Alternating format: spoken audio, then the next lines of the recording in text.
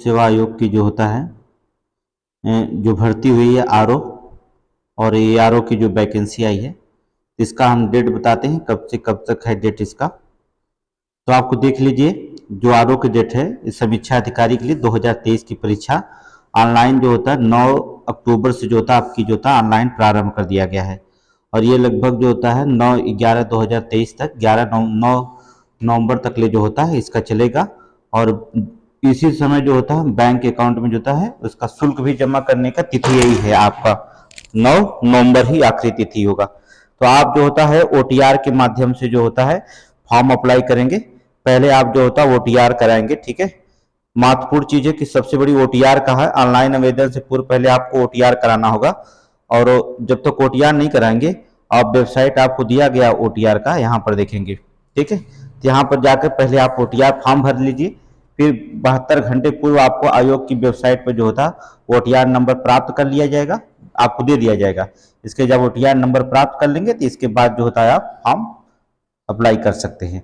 तो थोड़ा ओटीआर पे ज़्यादा जोर रखिएगा। ओटीआर जो होता है वन टाइम रजिस्ट्रेशन जो होता है, ठीक है, वन टाइम रजिस्ट्रेशन होगा। तो हम इसके पहले सिलेबस की जो होता है बात करेंगे। तो चलिए इसका हम सिलेबस की बात करते हैं कि क्या क्या इसमें सिलेबस को रखा गया है जो होता है। चलिए सिलेबस की हम देख लेते हैं, यहाँ पर सिलेबस की बात कर लेते हैं।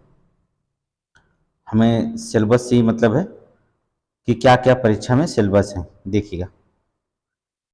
यहाँ पर देखिए आप कि प्रारंभिक जो परीक्षा होगी आपकी, टोटल जो होता है आपका प्रारंभिक परीक्षा में जो होता है आयोजन 2 घंटे का समय होगा और 140 प्रश्न रहेंगे और 140 पूर्णांक भी रहेगा आपका। और वस्तुनिष्ठ प्रश्न रहेंगे, ठीक है, वस्तुनिष्ठ। समान अध्ययन के क्वेश्चन जो होते हैं कहाँ कहाँ से पूछे जाएंगे। फिर ये चैप्टर दिया गया है, देखिए यहाँ पर सामान्य विज्ञान है, भारत का इतिहास है, भारतीय राष्ट्रीय आंदोलन है, फिर भारतीय राजतंत्र है, अर्थव्यवस्था एवं संस्कृतियाँ हैं, भारतीय कृषि वाणिज्य एवं व्यापार मोस्ट इंपॉर्टेंट चैप्टर होता है। अगली बार आरओ से जो होता है यहाँ से 4 क्वेश्चन पूछे गए थे। जनसंख्या, पर्यावरण, नागरिकरण जो होता है, विश्व का भूगोल और जो होता है भारत का भूगोल, प्राकृतिक संसाधन इसमें रखे जाएंगे। और जो होता है अधुनातन राष्ट्रीय तथा अंतर्राष्ट्रीय महत्वपूर्ण घटनाक्रम, सामान्य बौद्धिक क्षमता रहेगी। उत्तर प्रदेश की शिक्षा संस्कृति, देखिए उत्तर प्रदेश आप यूपी स्पेशल आप तो पढ़ना ही पढ़ना है, चाहे आप पीसीएस का एग्जाम दें। अच्छा है, देखिए पीसीएस मेंस में इसका पेपर नंबर 1 और पेपर नंबर 6 जो होता है मेंस का जो पेपर है यूपी स्पेशल कर दिया है। तो आपको यूपी स्पेशल जहां तक हो अच्छा नोट्स आपके पास होना चाहिए और जितनी करंट में घटनाएं हो रही हैं वहां पर से जो होता है क्वेश्चन वहां पर रखना चाहिए। तो यूपी स्पेशल उत्तर प्रदेश के सभी परीक्षाओं में जो होता है देखेंगे 10 से 15 क्वेश्चन यूपी स्पेशल से आते हैं। इतना क्वेश्चन आता है 10 से 15 क्वेश्चन, चाहे आप पुलिस का पेपर दे रहे हो, चाहे समीक्षा दे रहे हो, चाहे पीसीएस के दे रहे हो। इसलिए आप यूपी स्पेशल को अच्छी तरह से आप एक पतली से कोई पुस्तक लेकर तैयार कर लीजिए। इसके बाद देखेंगे आपके समान हिंदी होगी।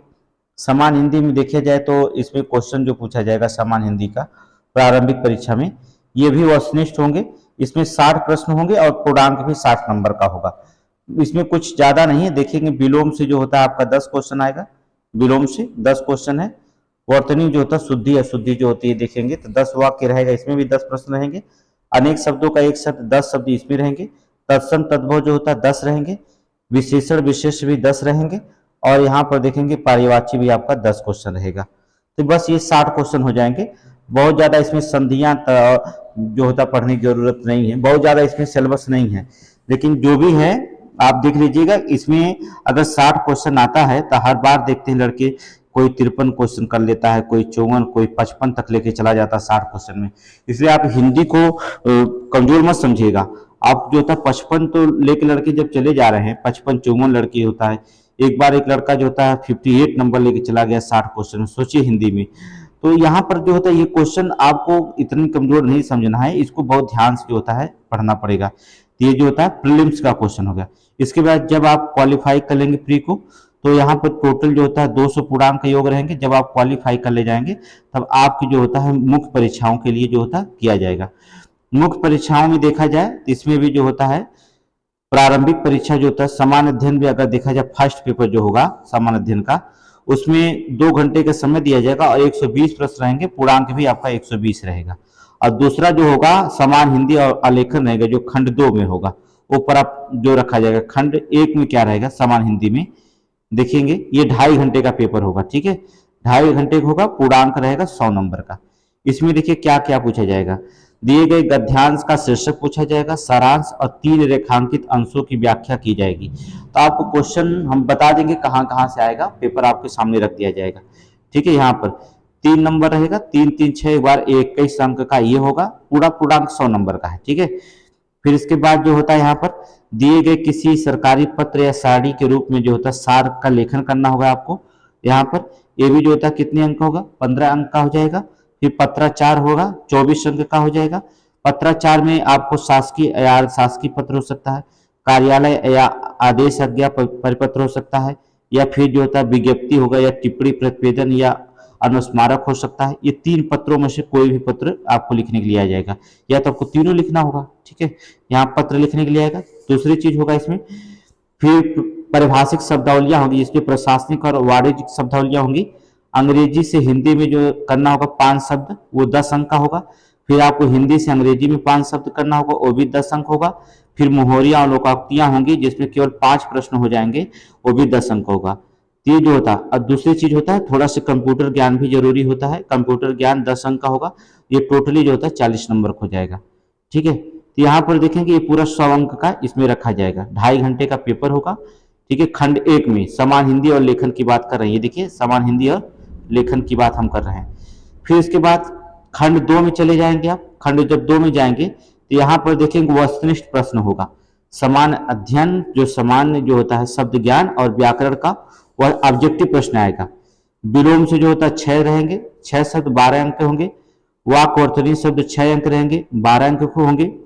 फिर इसके बाद जो होता है आपका अनेक शब्दों का एक शब्द आएगा।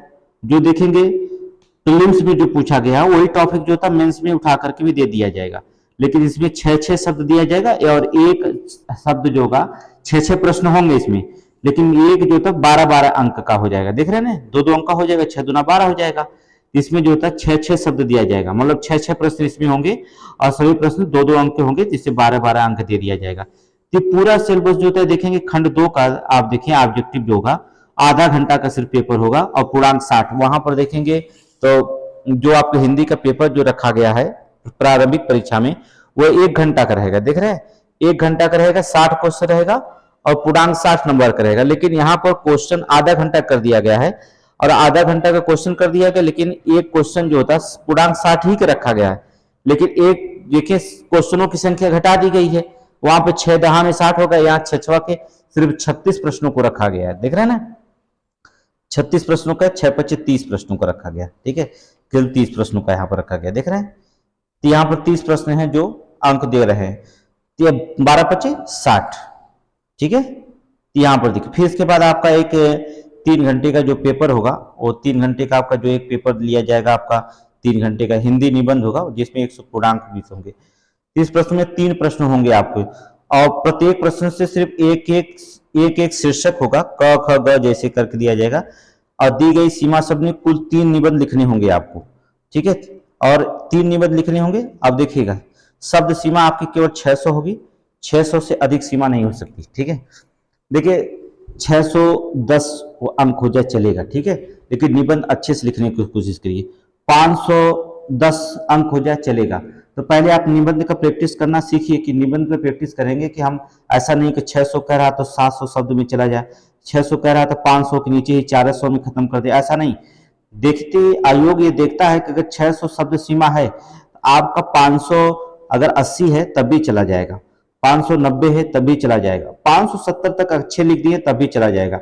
लेकिन अगर 600 है और आप 650 लिख दे रहे हैं तो आपको आयोग गलत काट देगा, ये नंबर आपका कट जाएगा, क्योंकि शब्द सीमा ये आपकी इतनी 600, ठीक है। तो 40 अंक का होगा, ये 40 अंक का होगा, जिसमें किसी में से खंड 1 में से लिखना है आपको, चाहे आप साहित्यिक और संस्कृत में लिखें, चाहे सामाजिक क्षेत्र में, चाहे राजनीतिक क्षेत्र में, जिस क्षेत्र में आपको लिखना होगा। दूसरी चीज होता है विज्ञान के क्षेत्र में, तो विज्ञान पर्यावरण प्रौद्योगिकी के क्षेत्र में शब्द सीमा 600, इसमें 40 अंक का होगा। विज्ञान प्रौद्योगिकी के लिख लें, या आर्थिक क्षेत्र लिखें, कृषि। देखिए निबंध लिखते समय, सबसे पहले निबंध लिखते समय सबसे चीज क्या करना होगा, आप जब तक निबंध में 2-4 लाइन कहावतें या कविता ऐसी चीज नहीं डालते हैं, तब तक जो होता है एग्जामिनर नहीं समझ जाता है कि लड़का। अगर आप विज्ञान पर्यावरण से या आर्थिक क्षेत्र या किसी क्षेत्र से, तो विज्ञान पर्यावरण से कोई ना कोई अच्छा निबंध का कोटेशन उठा लीजिए, ठीक है, पहले उसको लिख लीजिए, उसका एक एग्जामिनर के ऊपर अच्छा प्रभाव पड़ता है। तो विज्ञान पर्यावरण या प्रौद्योगिकी का, फिर आर्थिक क्षेत्र से या कृषि व्यापार से लिख सकते हैं, कृषि और व्यापार में, तो जो इसमें आपको अच्छा लगे उस यहाँ से एक शब्द आप उठाएंगे, 40 अंक का एक रहेगा, ठीक है, शब्द सीमा 600।